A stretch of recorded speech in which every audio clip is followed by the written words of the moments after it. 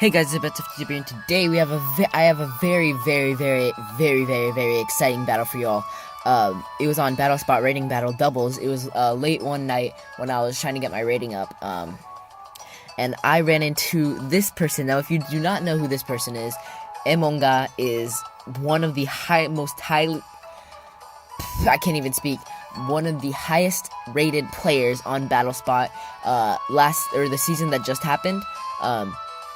You probably won't know which season just happened, but of that season and in many other seasons, this person has gotten over 1900 in ratings, and so now I get to battle them on Battle Spot. I was going to show you this battle either if I won or if I lost, doesn't matter, because this is like so exciting for me. I've never battled someone so highly rated. I think 1800 was like the highest I ever battled, but this person was at 1923, which is just an amazing number. So without further ado, let's get right into the battle. Oh, I was so excited for this, and I got to test out one of my new teams I was building, that I eventually scrapped. I'm gonna keep working on it. So, I got my Sylveon, my Life Orb Sylveon, and my Mega Kangaskhan. So, I'm going to fake out the Charizard, I believe. I'm going to fake out the Charizard in Hyper Voice here. And so, I actually didn't notice it first turn, but he Mega Evolves his Charizard, and he doesn't Mega Evolve his, Kangaskhan, which I thought was super odd, on his part. There's nothing for me to really worry about here, so I just get some fake out damage. It did a pretty good amount. There's like 1/5, maybe 1/4. He goes for the fake out on my Sylveon, so we just trade fake outs. Nothing really happens. So he goes for the protect with his Charizard, which is a very good move.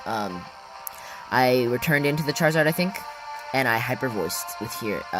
He goes for the Icy Wind, and this is when I realized, hey, that thing's not Mega Evolved. He lowers my speed, and I don't understand what he's doing until very late in the game, and I figured out what set this was. Or what the most likely set for this Kangaskhan that he's using was. And that does, like, 70% to that thing. That's incredible. So I'm going for the Helping Hand, return onto the Charizard, or no, Sucker Punch. Helping Hand, Sucker Punch onto the Charizard Y. And that'll, I thought that would kill it, but it didn't.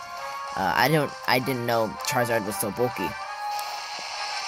So he goes for the Overheat onto my Kangaskhan in the sun, and I really don't think that's gonna, oh, it did kill. Okay, so it kills, which was unfortunate, I guess.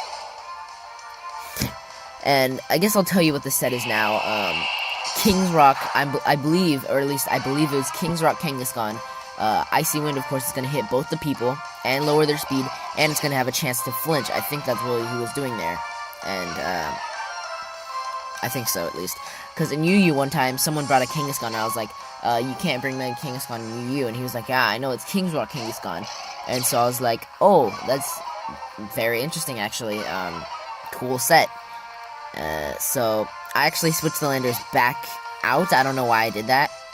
And I switch Rotom in, so he Icy Winds into the Rotom, and so pretty much what I have to do, all I have to do is get a Hyper Voice off, and it'll do a massive amount of damage. So, it's a crit on my Sylveon, of course. Crits for days. I don't, why Game Freak? So I go for the Hyper Voice. I don't know if I think I outsped, no, I didn't outspeed the Landers, there was a switch in, that's why. Which is crazy, okay, I don't know about that play. So pretty much, I go for the Protect on the Sylveon, knowing he's probably gonna Solar Beam he's probably gonna Rock Slide and Solar Beam, but he goes for the Knockoff onto the Rotom. A very good prediction on his part, and he goes for the Overheat onto the Sylveon, and I Will-O-Wisp the Landorus, knowing that if I switch my Landorus back in now, I can just pretty much end the game. I think he has 3 Pokemon left, though, so I can't count him out yet.